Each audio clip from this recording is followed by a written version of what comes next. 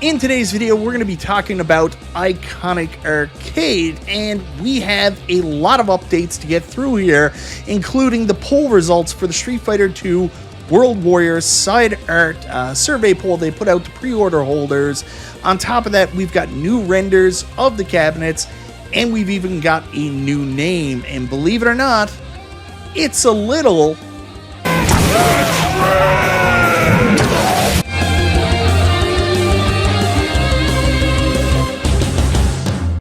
Hey guys, welcome back to the channel. It's Michael B, and in today's video, we're going to be covering all the news that broke just this afternoon about Iconic Arcade.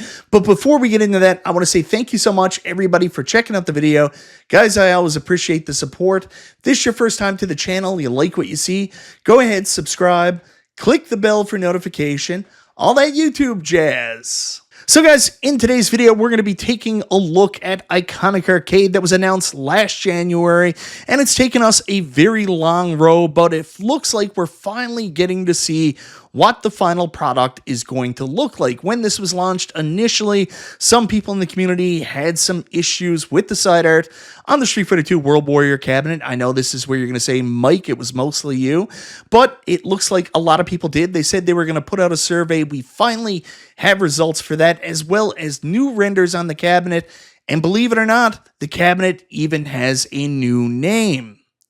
So first up, guys, you know I was pretty adamant. I did not like the original look of the Street Fighter II World Warrior cab. Nothing against the artists themselves. I'm more of a traditionalist when it comes to these arcade reproductions. I want them to look as close to the original as possible. Anyways, they put out 5 additional options as well as the original. This survey went out to pre-order holders, came out a little while ago. We finally have the results, and even though a lot of pre-order holders voted to keep the original side art, it looks like they went with something a little bit different. It looks like option 3 was the winner.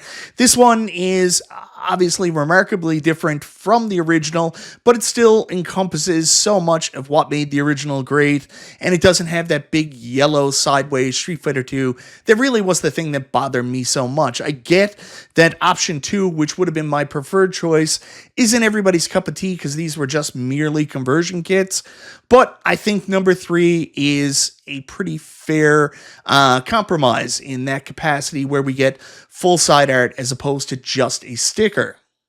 So we did get some new renders of the cabinets that I want to go over with you here today. First up, this is how the side-by-side comparison looks. You can see all the changes to the cabinet, including the change control panel on the Street Fighter II Alpha cab.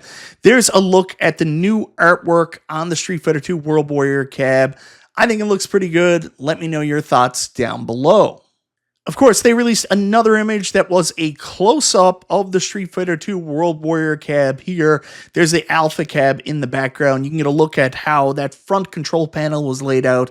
I know a lot of people were concerned that they were going to move away from the HS1 design and move into something else with a flat control panel. That isn't the case. We still got that control panel that comes out. It looks pretty good here. So there, of course, is the front-on look. One thing you're going to notice are the bezels are a lot thicker. They're a lot bigger. This is to accommodate the 24-inch monitor that's now hidden behind the bezel. It's going to have a 19.5-inch display area, but it is a 16 by 9, 24-inch monitor. So the way they compensate for that is they make a thicker bezel, which isn't uncommon. It's the same thing that Quarter Arcades does.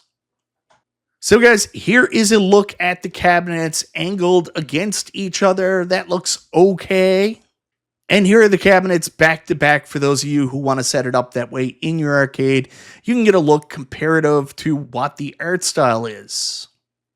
Now, that wasn't the only news that we got today. We also got Extreme Arcade Update.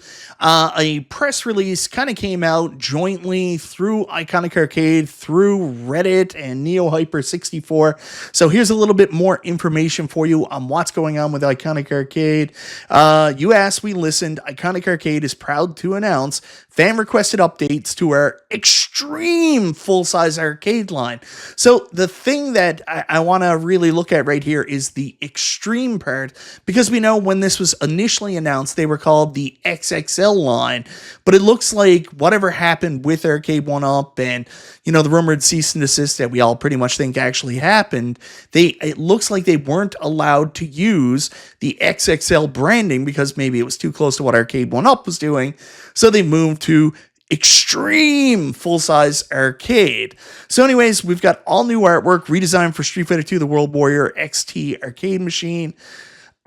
Part of our extreme full-size lineup includes Street Fighter 2 World Warrior, Street Fighter Alpha 2, built with impressive new dimensions, 68 inches height, 24.7 inches wide, and 28 inches deep, now featuring a stunning 23.8 19 by 20 times 1080p 120 hertz IPS Medion monitor with 19.5-inch viewable screen, delivering the sharpest visuals and smoothest gameplay yet.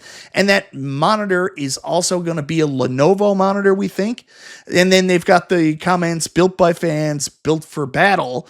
There's going to be a fucking battle. I don't know what to say there. It's just such a built for battle. So they're all fighting arcades. I know that's not true, but there you go. So anyways, if they have more questions or feedback, there's a link not to John D, but somebody at Lenovo directly will be collecting all questions and sharing our news and updates. And they also go off and show off the screenshots that were sent out today, at least some of them. So anyways, you can check that link out, and that's the official statement from Iconic Arcade. Big takeaways, of course. They reconfirm the monitor, the new dimensions, and they're really focusing on the fact that this is Lenovo's company, not Media 1-Up's company or Iconic Arcade's company.